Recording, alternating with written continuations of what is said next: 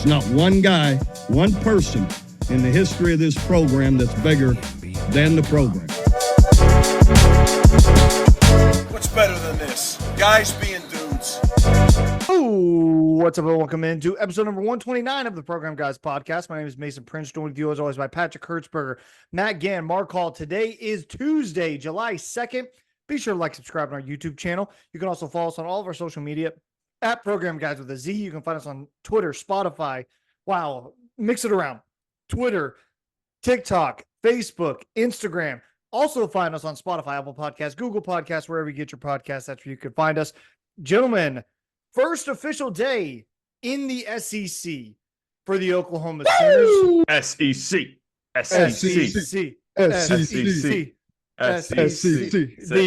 The Zoom delaying us is quite funny. But Brent Venables and all of the OU coaches and athletic leadership kind of scattered across Oklahoma today. There were coaches in Oklahoma City at Toby Keith's Bar and Grill, here in Tulsa at Mother Road Market. In Norman, there's a party celebrating. They got Paul Feinbaum. They got all this stuff going on. So really cool. We'll kind of get into the SEC stuff here in a second. But we'll start with some recruiting news first. But first, boys, how we doing?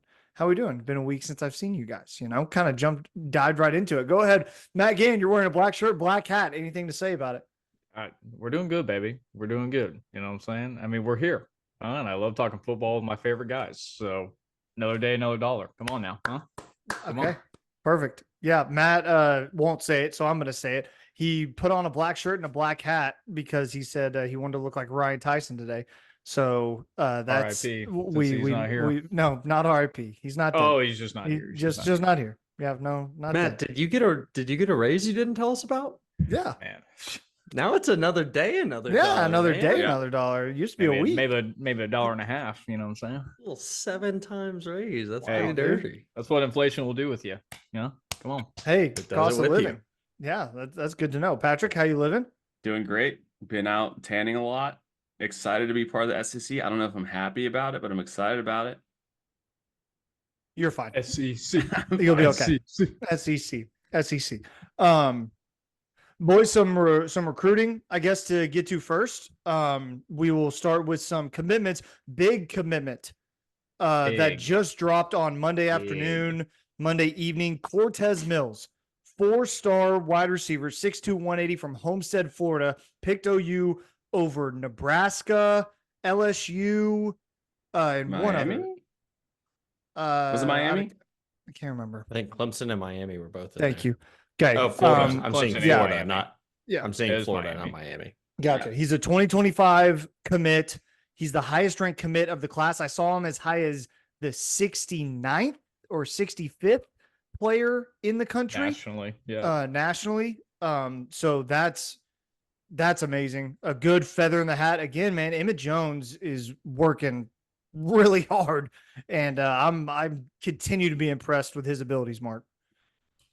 I mean, what is this, number 5 on the Mhm. class? Yeah. Because it was number 4 when we added Manny Choice the other Mhm. day when we were recording. Yeah. It's nuts. You look at it and you think like, man, I wonder if we even have room for all of these guys. But you know that they've hashed it out if he's offering these guys or these. I mean, they're high level players. Cortez Mills comes in as the number 1 player in the class, according to some recruiting sites. And he wasn't even on the board. Marcus Harris posted today, we got him, as if he was heavily involved in his recruitment. Marcus Harris only committed, several weeks ago, 2 or 3 weeks ago. It really has sped up along the way, and I'm fascinated to see what the momentum means for Emmett Jones moving forward, because that there has to be an end point on looking at receivers for this class. And so then where do you go? Do you start focusing on the future at receiver, or do you use some of that just recruiting magic and get them in the room with other guys from the DFW area, even if they're not necessarily receivers? Get him with some DBs, the way we've done the reverse with Jay Villi before. Get him with some receivers before. I think it's suddenly you've done so well here, you can afford to allocate that resource in maybe a unique, different little way. What do you think, Pat? Do you think it? I mean, I'm just going to ask this question. Do you think it feels almost too early for all of these guys to already commit when we might not have maybe the 2, 3 guys Emmett Jones really wants that might be ranked higher? The 5-star. think that I would think the fact that we're seeing these guys comfortable with Tate like committing and OU taking them at this point means he probably thinks we're out of the woods with some of the 5-stars. Like it's probably not going to happen with some of those more highly ranked players. You guys disagree? Matt, Mason, any thoughts on that? No, I was trying to get the rankings, the updated rankings in front of me for national recruiting classes. According to On3, OU after the Cortez Mills commitment 9th in the country, 247 has them at 5th. So that's something to think about. Also, Cortez Mills, according to On3, the 109th ranked player nationally, 15th ranked player as a wide receiver in the country, and according to 247, he's 196th nationally, 21st in his at his position, 25th and in the state level. So Top 200 player, no matter how you cut it. I'm not. Yeah, there's nothing to shake your head at that at all. That's a great player. That's a great get for Emmett Jones and company. And this class continues to stack up. I think like last year's or 2024's class, according to On3, was like a 92 rating, however you want to determine that. But this year's class is already at a 90. And you still have some time to go before you get to December. So just continue to show that, and this is something I want to touch on when we get into the SEC talk, that OU continues and can continue to recruit at a very, very high level, no matter where they're at. This kid's from Florida, man, in the heart of SEC country, and you rip him out of there. Yeah. And he's yours. That's One massive. Yeah, Mark. One thing I want to point out. So we've got 5 wide receivers, right? We've now, we established that earlier. I think it's interesting to look at sort of the sizes and how you can stack these receivers up against each other. For example, Grayson Harris, the first of those receivers to commit to Emmett Jones, he'd been recruited by him before, right? He's 5'10", 170. He's a speedster. What he does is be fast. The 3 Manny Choice is 6'4", right? He's the big guy in that class. The remaining 3 guys are all 6'1", 6'1", 6'1.5", 183, 170, 185. That's Elijah Thomas, Cortez Mills, and Marcus Harris in order. Those guys are your move around all over the field guys. The other 2 are unique positional kind of stuff. And I think that that's an interesting way to look at it, because suddenly it's not, man, we got 5 guys. How do you find snaps for them? It's, well, we have roles and we're going to fill those roles. Yeah. Matt, anything to add before we move on? Yeah, I'm just looking at the timeline. Just a few weeks back, on May 31st, end of May, Cortez Mills took a visit to Clemson, and then there's 2 crystal balls dropped by 2 different people on June 10th and June 12th that they were predicting he was going to go to Clemson. Guess where he goes 2 days later? He arrives in Norman, Oklahoma. Wow. And even a week later, he went to LSU, and then the crystal ball started to flip from Clemson to OU. So I don't know what these guys are doing, especially Emmett Jones. Man, Emmett Jones is on fire. Based on what he's getting currently, his salary, he's going to have to get bumped up, or he's going to get picked off by somebody, because he's only making $100,000 more than he was at Texas Tech. He's making about $550 per year. Someone's earned himself a pretty nice raise if he can get all these guys and continue to recruit at a high level. I don't know what more you want from Emmett Jones at this point, because, again, we can only have so many receivers on the field. Knowing the transfer portal, I think it's always better to get more people in the room, because people will definitely flip or go somewhere else, whatever it might be. But, man, this guy is definitely a bargain and probably the best hire. Maybe not one of the better hires for this coaching staff. I mean, he just continues to prove his worth. And, man, once he gets these guys in the room, I mean, I'm just looking at Cortez Mills' stats for his junior year. Cortez Mills. And looking at it, he had 79 catches, 1,600 yards, and 8 touchdowns. It's about 20 yards a catch. Man, this guy's got a unique set of skills. Love watching his highlights. Can do a little bit of everything inside out. I mean, this is another guy to add to this already stacked wide receiver class. Emmett Jones, man, he's earned himself a good raise heading into the SEC. That's for sure. For sure. Some other commitments to get to. Darius Afalava, I want to say, is how you pronounce that last name. He's an interior offensive lineman, 3-star 2025, 6'5", 320 from Skyridge High School in Lehigh, Utah. Sean Hutton, another interior offensive lineman, 6'3", 315, 2025 class, Louisville, Texas. Probably a preferred walk-on, I believe, is what is deciphered from that. Yeah. So those are two guys to watch for. I really, even though he's a preferred walk-on, 6'3", 315, love the size from Sean Hutton. And you like the size from Afalava as well, 6'5", 320 as a high school about to be senior.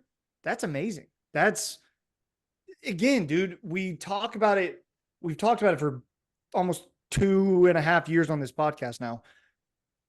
The size factor of going into the SEC, you have to recruit big body guys. You cannot count on development anymore. You just can't. You have to have big guys from the jump. You can't sign a 285 offensive lineman and hope to put, 30 pounds on him. He's got to be big like ASAP.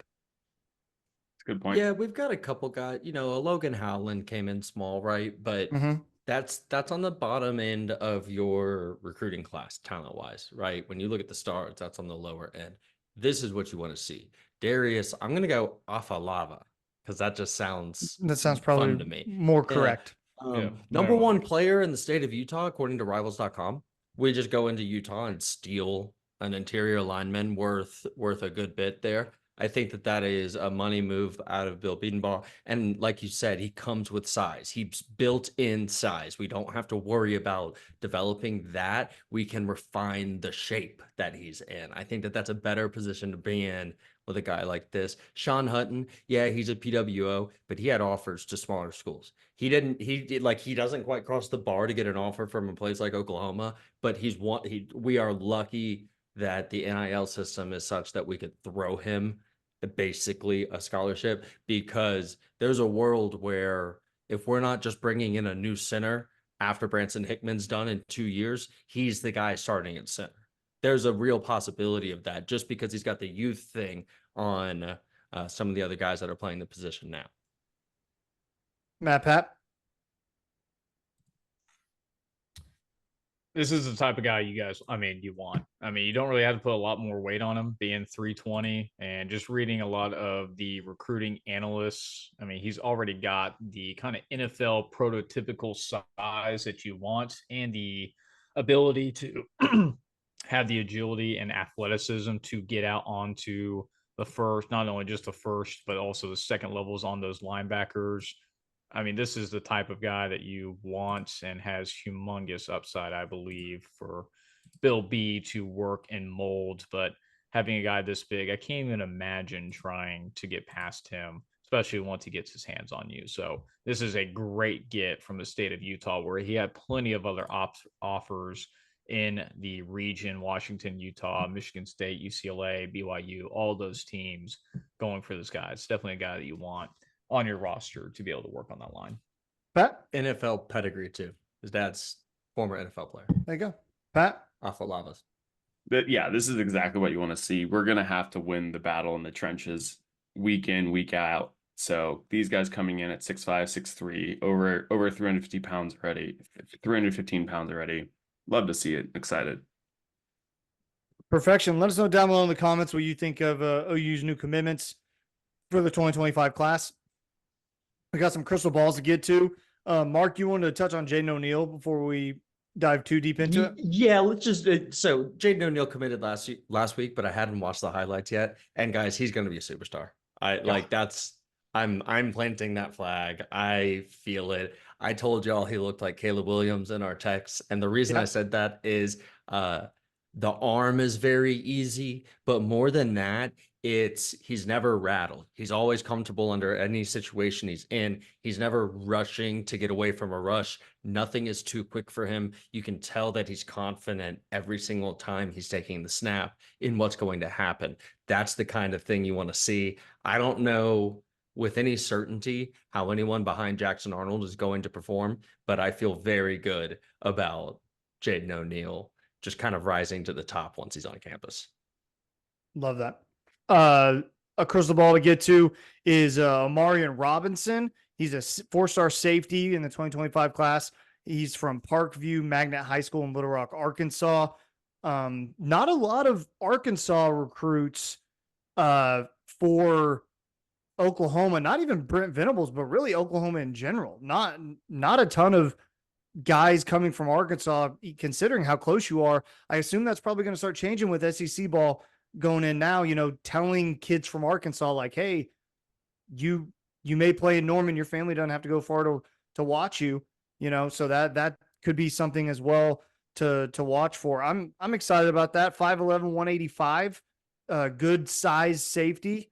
You like your safeties pushing around 6 foot, especially in SEC play. I'm excited about it. Yeah, number one player in the state of Arkansas. Obviously, if you can go in there and the first year you're entering the SEC, go and take an instant talent like that from under Sam Pittman's breasts, you do it every single time. One thing I wanted to look about this. He was like the MVP at the Rivals 5-star camp. He expect him to rise up recruiting rankings coming out of that. And in light of that, and in light of his interest in Oklahoma, it seems like a perfect fit. He comes up after Peyton Bowen does. He comes up after probably Robert Spears Jennings is either gone or is on his way out. And suddenly you're in that next crop. You're with Eli Bowen. You're with the guys who came in this season from Louisville and somewhere else, Jaden Hardy and the guy from Ohio whose name escapes me too. He committed when we lost to someone and it was terrible for him. Oh yeah. But yeah, Reggie Powers. Yep. Mhm. No, Sounds right. that's not right.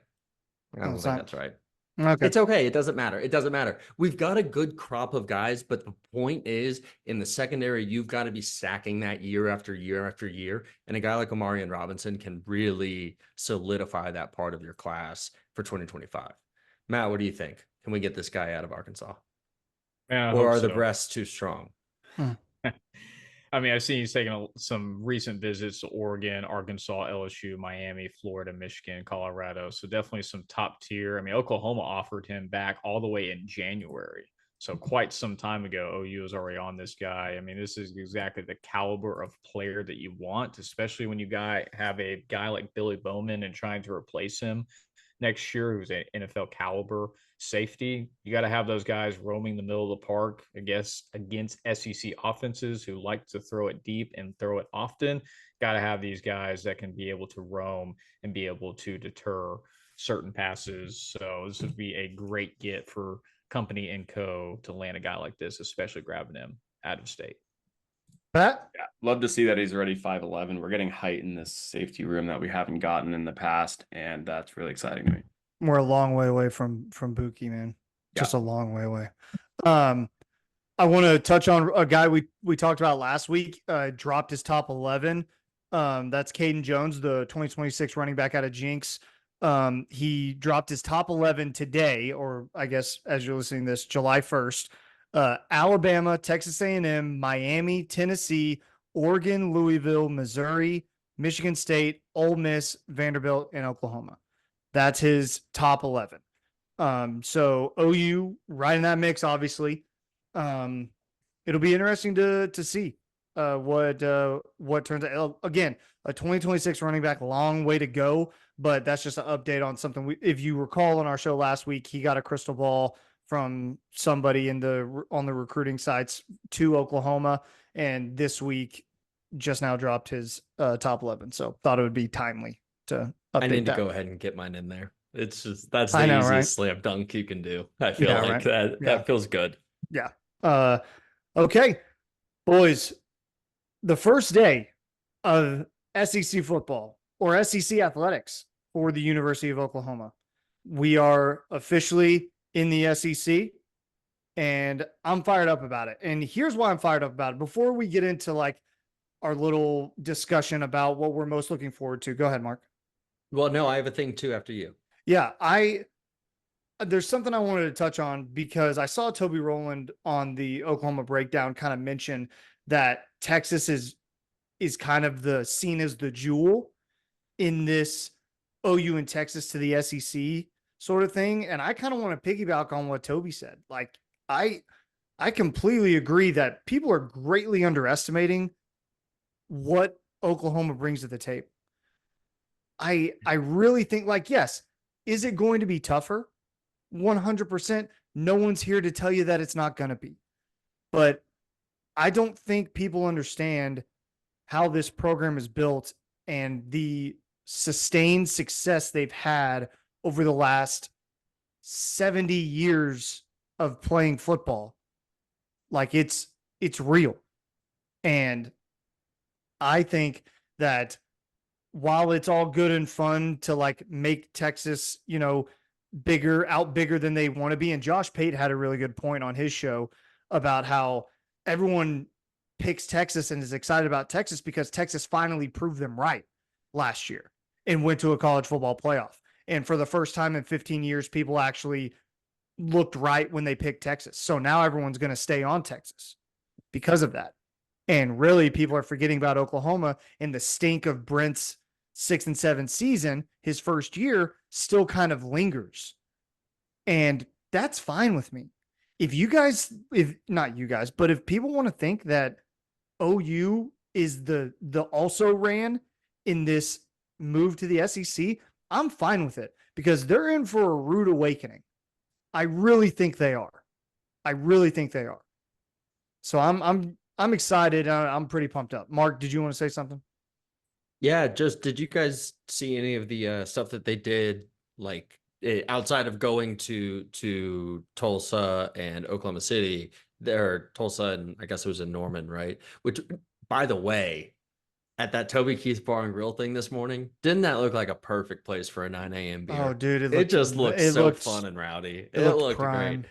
It looked prime for it. But then, you had Joe Castiglione go on with various people. You had some information come out. They had a news conference with Greg Sankey. I thought it was one interesting thing before we got going on our fun thing.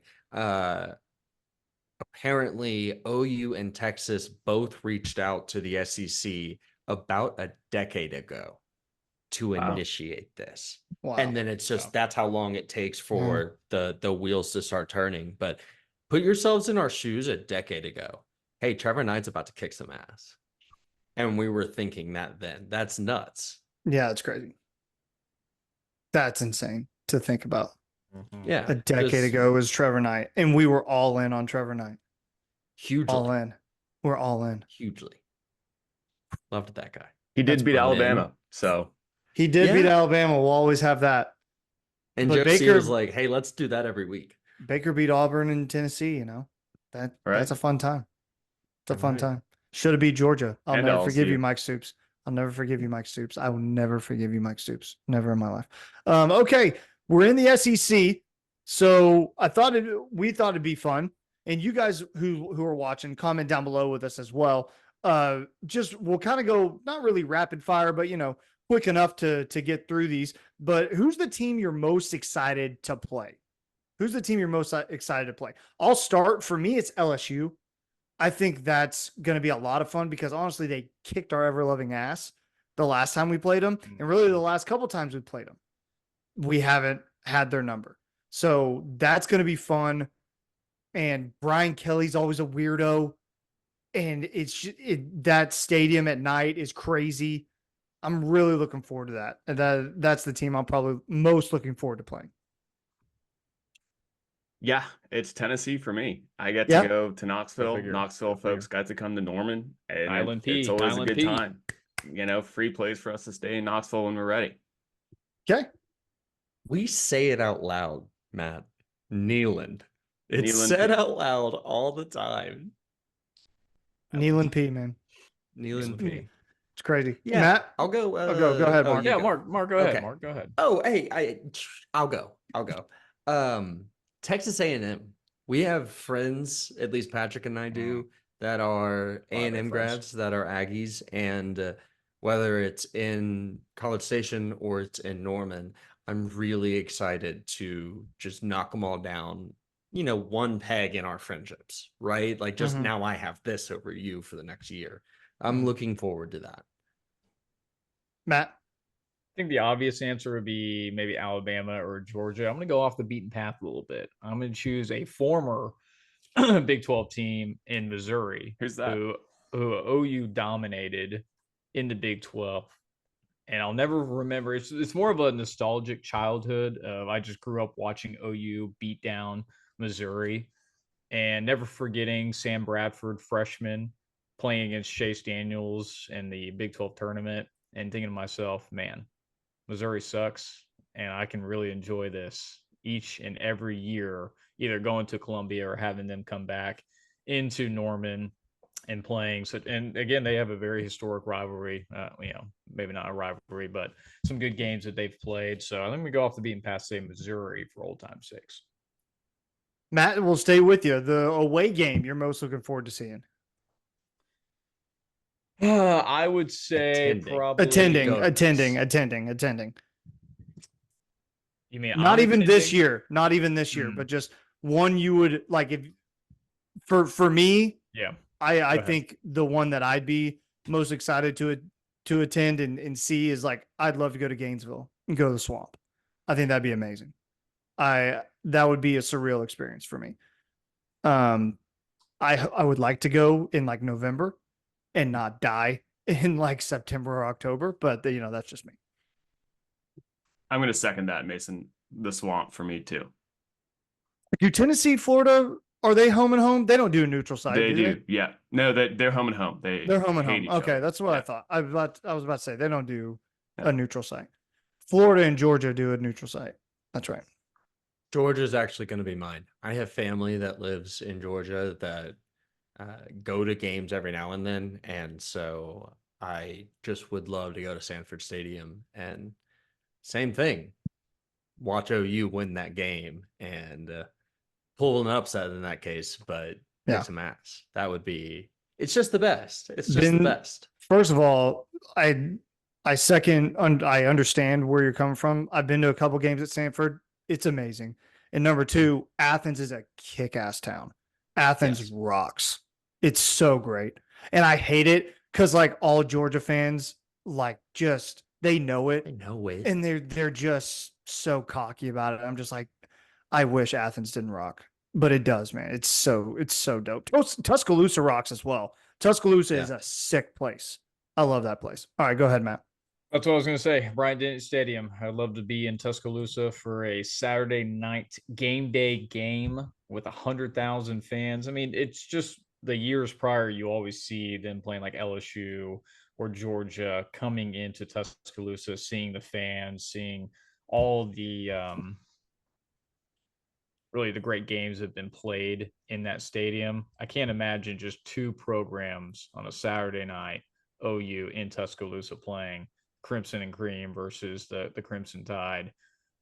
It kind of gives me chills a little bit. Think about this as an actual reality that those games are going to be played in the future. So we know Patrick's answer, who he roots for. If it's not OU, if it's not so an SEC team that you're going to root for that's not OU. Mark, who's yours? We know Pat's Tennessee. So I didn't mean. All right, I took it a little differently. Like I'm not going to root for him, but it's just coming into this experience, it's like, yeah, you know what? Mark Stoops is at Kentucky. I've always kind of liked when Mark Stoops does well at Kentucky. So that was sort of where I wanted to go with that is like, who have you liked from afar? Mm-hmm. So where like, I would expect yours to be Arkansas or something. Yeah. Mine's Arkansas. Yeah. I grew up an Arkansas fan. So that's just how it's always going to be for me. So that's mine. Patrick, you don't get to say Tennessee. What's a new answer? Because you said Tennessee earlier. Yeah. Well, None of them. He doesn't even care. He's No. like, what, who's in the SEC? If it ain't orange, he don't care, baby. That's all it's about. I'd probably LSU, honestly.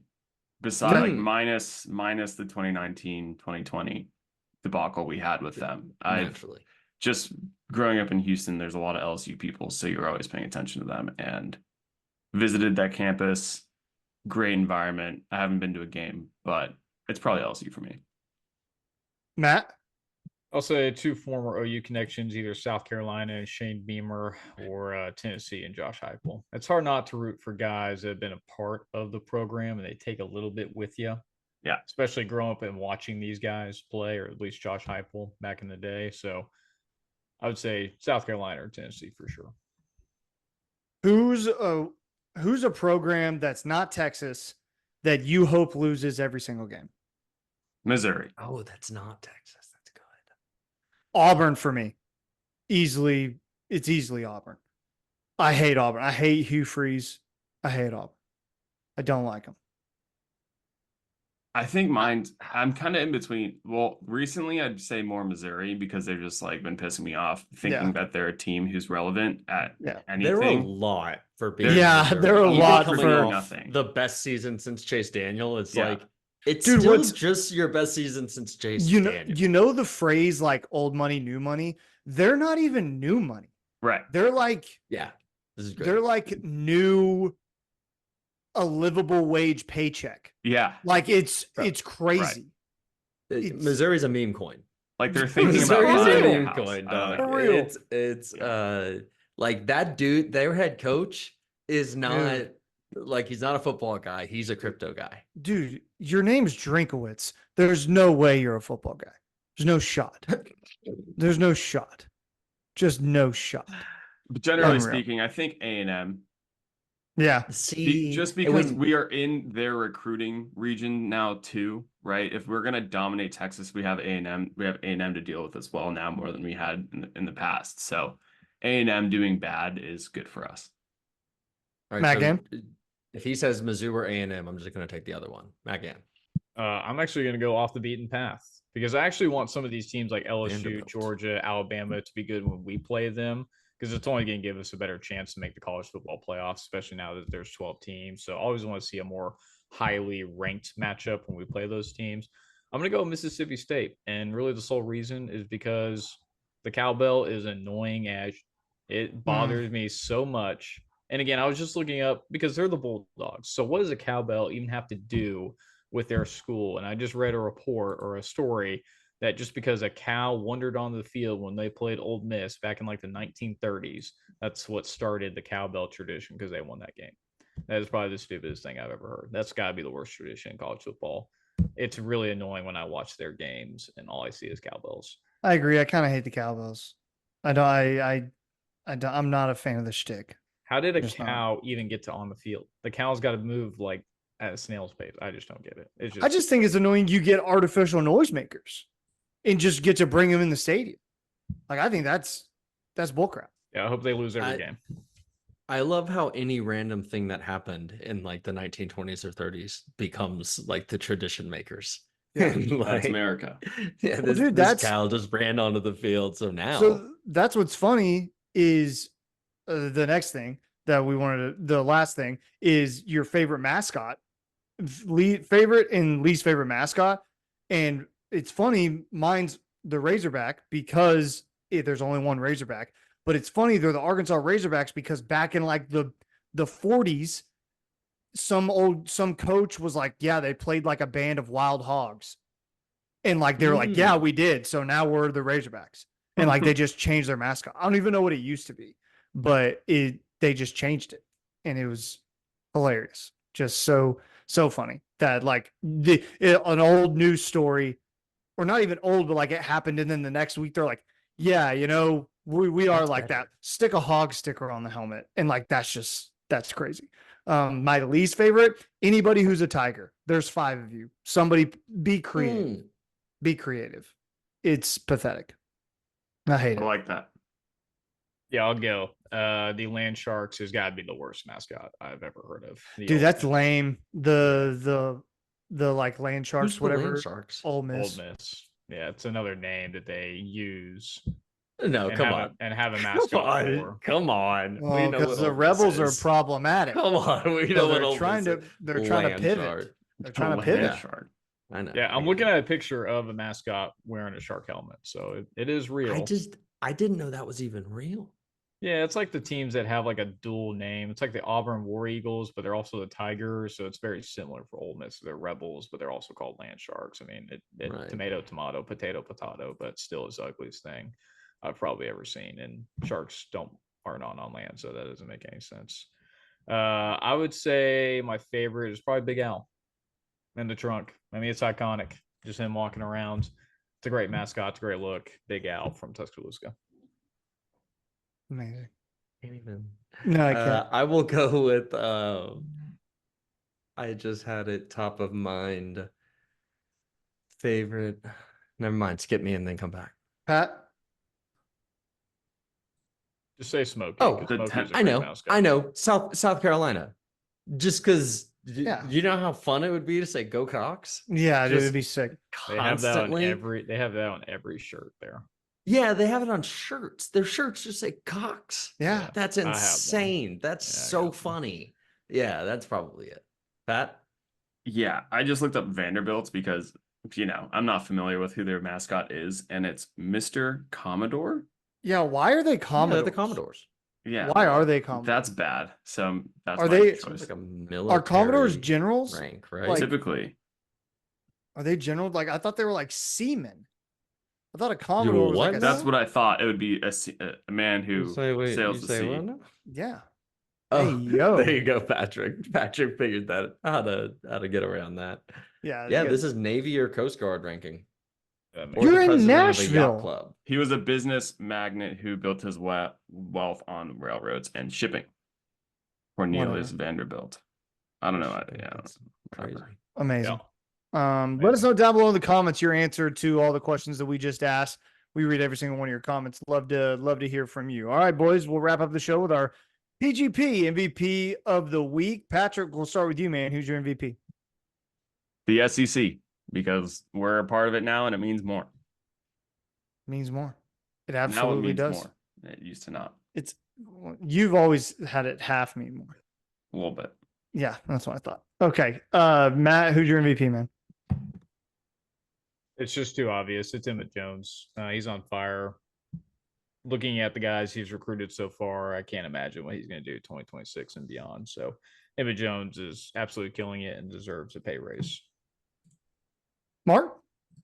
Yeah, easy one for me. I'm gonna go LVP Texas and Texas fans acting like they and their inclusion into the SEC is like God's gift to the SEC. Yeah. It's honestly been kind of ridiculous. Quinn Ewers gave the answer this week about, hey, we're every team's biggest opponent. Every team wants to beat us the most. You've got them online just talking all kinds of ridiculous stuff. And then you go to their join the SEC party, which actually was yesterday for them. That way Greg Sankey could be at both, Yeah. right? Daddy Sankey knows what he's doing. He does. And they're chanting, we want Georgia, we want Georgia. I promise you, in Athens, Georgia, they're not chanting about wanting Texas. No. They're not concerned with you guys like you think they are. No. I am very excited. One thing that you said, Mason, earlier, all the hype that Texas has gotten, I've started to see pushback. And the Josh Pate thing was one that I was going to point to. There's an ESPN bet segment that has been going around about the guys just like 10.5 wins Yeah. in their first year here. Come on, guys. And I just think we are all getting a little ahead of ourselves with the Texas thing. And it's fun because they love it. You know, they're so high on it. They're not tempered at all. And they're gonna fall. Like you're the highest you'll ever be before the fall, and they are going to fall. I cannot wait. My LVP, Texas and its fans. Yeah, 10 Can't and a half wait. wins. Oof. My MVP, Josie. It's just Josie for leading the way into the SEC, making it a good transition, hiring the right people, getting the right people in place. I've never been more confident in this program. I'm shocked at how confident I am in the program, considering the state that we were in 2 years ago. I feel safe and secure. And again, this is not to say that it's going to be easy. There's going to be trials and tribulations. There's going to be a back-to-back loss at some point, probably, maybe not this year, but down the line. And you're going to be like, your head's going to be spinning and you're going to be like, what the hell's going on? Just relax. This is the right move. This is the right thing to do. We're going to be just fine. And I'm fired up about it. Cannot wait. That's going to do it. Episode number 129 is in the books. Be sure to like, subscribe on our YouTube channel. You can follow us on Spotify, Apple Podcasts, Google Podcasts, wherever you get your podcast. Find us on our social media, TikTok, Twitter, Facebook, Instagram, all of that good stuff at Program Guys with a Z. That'll do it. We'll see you next week. Patrick, take us out. Keep pushing it, baby. 3, 2, 1. There's not one guy, one person in the history of this program that's bigger than the program. What's better than this? Guys being